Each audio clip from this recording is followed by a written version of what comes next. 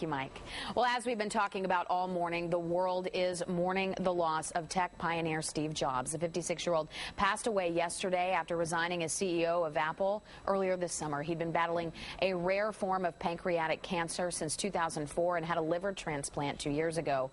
Jobs was a college dropout who co-founded Apple in a garage with Steve Wozniak at his home in Silicon Valley, California, and built it into one of the world's leading tech companies. Joining us now this morning with more on the impact of Steve Jobs on the world of technology as we know it is Dan Thompson. He is our resident tech expert. We're glad you're here. Thank you. Thank you. Well, such sad news for the entire world, and I'm sure you guys who know the impact he's made on the world of technology. Yeah, absolutely. And, you know, at the human level, cancer impacts so many of us, on a personal level. And it's really sad to hear a story like this when somebody loses their battle. Steve Jobs was a husband, a father, and a friend. Our prayers certainly go out to those who he's left behind. Steve Jobs, the former CEO of Apple, was an incredible visionary. Whether you like Apple products or not, and frankly, whether you like Steve Jobs or not, you cannot deny that he had just an incredible impact on the world today. The Associated Press yesterday was comparing him to the likes of Henry Ford and Walt Disney.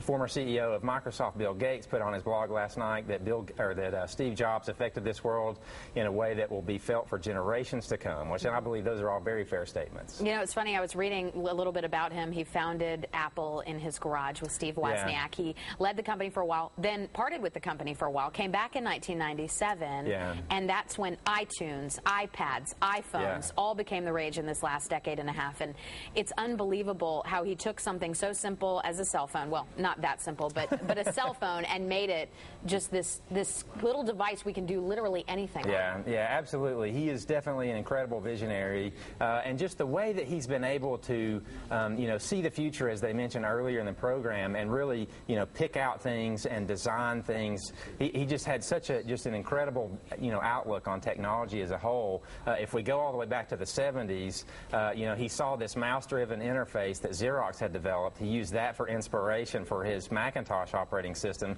which was then ripped off by Microsoft in the operating system that most of us use today. And then, fast forward to what you were talking about with the iPods, iPads, iPhones. The technology community really as a whole has been scrambling ever since to try and keep up, and have been developing, what are effectively knockoff products. I think all of us, when we saw this news, it made us all sad. Yeah. Like you said, whether you like Apple products or not, it's just a sad thing that somebody so intelligent, a visionary of a company, is no longer with us. Yeah. What do you think the future is without him at the helm? And that's a great question. I think we'll hear a lot of this debate today and in the coming week. In 1997, when he took back over the reins of the company, Apple was not doing so well, and they actually had to take a pretty large bailout from Microsoft.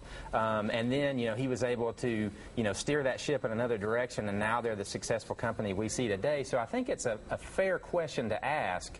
However, Tim Cook was handpicked by Steve Jobs. We know that Tim worked under Steve for about 13 years, and we have to assume from that he gets the vision, that Steve had full confidence in Tim, that he would take this company where it needed to go.